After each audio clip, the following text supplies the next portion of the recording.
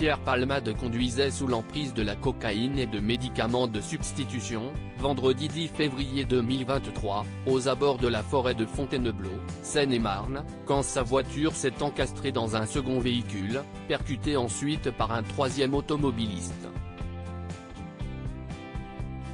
Une bien triste affaire qui a mis en lumière les addictions de longue date du comédien de 55 ans.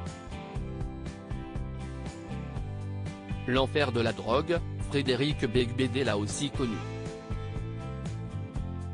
L'auteur de L'amour dure 3 ans a consommé de la cocaïne pendant de nombreuses années avant d'arrêter la poudre blanche au milieu des années 2010. Pourtant, il a avoué sur les ondes de France Inter, mercredi 21 juin, qu'il aurait pu être aujourd'hui à la place de l'humoriste, on n'est jamais guéri.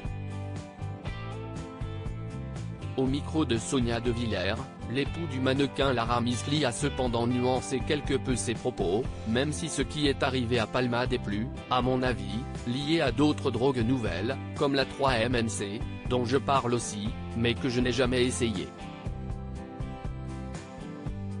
Auprès de nos confrères, Frédéric Beigbeder a tenu à rappeler que la rechute serait intimement liée à un effet de groupe. Une descente aux enfers collective qu'il a d'ailleurs dépeinte dans plusieurs de ses écrits, c'est comme une confrérie de gens qui se font du mal en groupe. C'est quelque chose que j'essaie de décrire, parce que je crois qu'à une époque j'ai des personnages de mes romans qui ont pu donner de mauvaises idées. C'est vrai que c'est un sujet très grave, a-t-il regretté. Et de conclure, en tout cas, bien sûr qu'il ne faut jamais croire un ancien toxicomane qui dit qu'il est guéri, parce qu'on n'est jamais guéri. Supérieur à Pierre Palmade, François Cluzet, Benoît Magimel. Les stars sans tabou sur leurs addictions. Frédéric Beigbeder a fait ses adieux à la coke le 16 juin dernier. Frédéric Beigbeder a signé un texte en une de l'Obs intitulé « Mes adieux à la coke » dans lequel il a confessé avoir dit adieu aux nuits blanches. À cœur ouvert, le papa de Chloé, né en 1999, d'Ohana, né en 2015, et de Léonard, né en 2017, est revenu sur ces années sombres. Il m'a semblé que nous pratiquions ce rituel aux toilettes par habitude plutôt qu'enthousiasme. Nous descendions, sans raison, nous pencher sur les rails, pour nous faire du mal sans plus ressentir de bien. La seule chose qui nous excitait encore était de braver l'interdiction.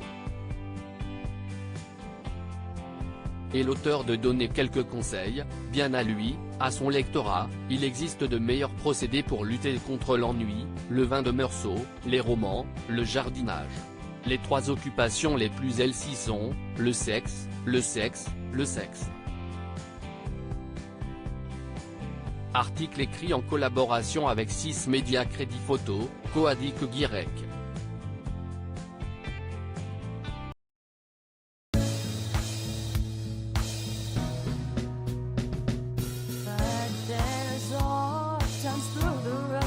I think you can let me know. Sit down, sit back, let me help you out. A step I gotta seek, so I see you out there on your own, but yeah.